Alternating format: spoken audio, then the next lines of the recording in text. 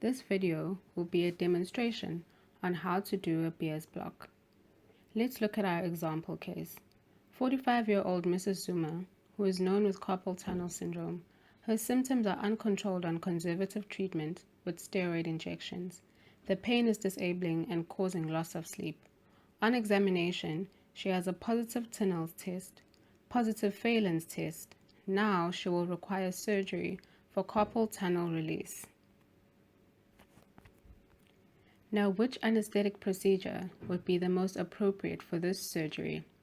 Yes, you guessed it, a biers block. What is a biers block? It is a form of intravenous regional anesthesia used for short surgery of distal limbs. When performing the block, you isolate the limb requiring surgery from the rest of circulation with tourniquet. This allows a concentration of the anesthetic in the tissue of that limb. The block provides anesthesia and analgesia. How does it work? The anesthetic is injected into a vein and then it diffuses to the surrounding tissue. It blocks the peripheral nerve by blocking sodium channels in the membrane, altering the rates of depolarization and repolarization. It is thought that compression of the peripheral nerve, causing some ischemia, enhances the anesthetic effect. When is a biers block indicated? It is indicated for short surgical procedures of the hand, lower forearm, as well as below the knee. So how much local anesthetic do you need when performing a biers block? When performing a biers block, bupivacaine is contraindicated as it is cardiotoxic if injected into circulation. Lignocaine is the local anesthetic of choice. You mix two 20 ml syringes, drawing up 5 milliliters of 2% lignocaine and then 15 milliliters of normal saline in each syringe. So in the end, you will have 40 milliliters of 0.5% lignocaine. Remember, the toxic dose of lignocaine is 3 milligrams per kg.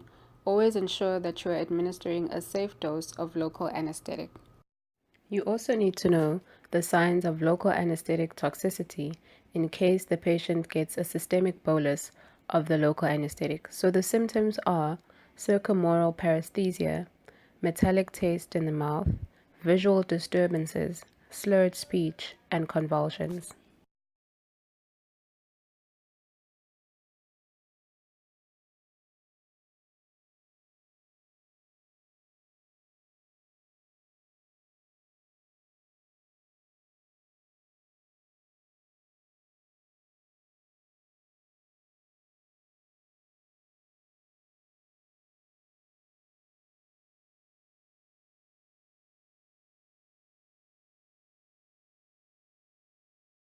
Equipment checklist. You need an exsanguination band, a bandage or wool padding, a pair of gloves, your local anesthetic in two 20 ml syringes, 2 IV cannulas, one in the dorsum of the operative hand, the other in the antecubital fossa of the contralateral arm, in case there is a need for resus and you need to administer sedatives and other drugs. A tourniquet, a double cuff tourniquet, which will be connected to the wall socket for high pressure compressed air. Always ensure that you have access to resus equipment as well.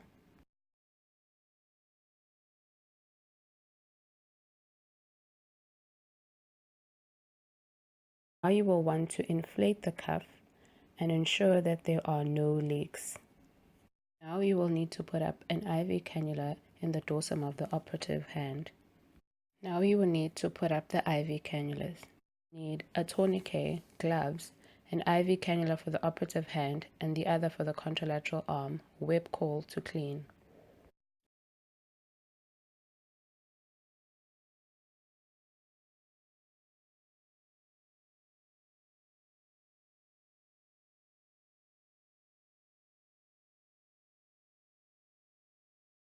Now place the wool padding or bandage on the arm and you will place your double cuff tourniquet on top of the bandage or wool padding.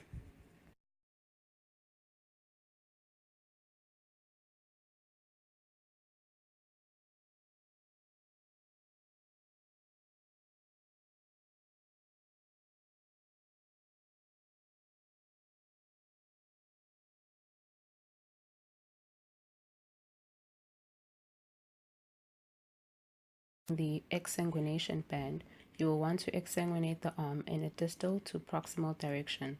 You will require an assistant to elevate the arm as you do this. Then you will want to inflate the cuff 100 millimeters Hg above the patient's systolic blood pressure. To inflate the proximal cuff first and then the distal cuff. Then you will deflate the distal cuff and leave only the proximal cuff. You will now remove the exsanguination band. Now you will want to inject the local anesthetic.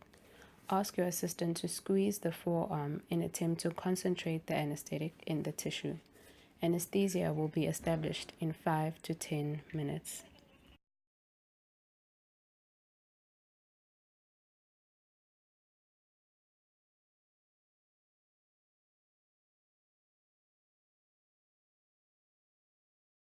After giving your local anesthetic, you can now remove the IV cannula.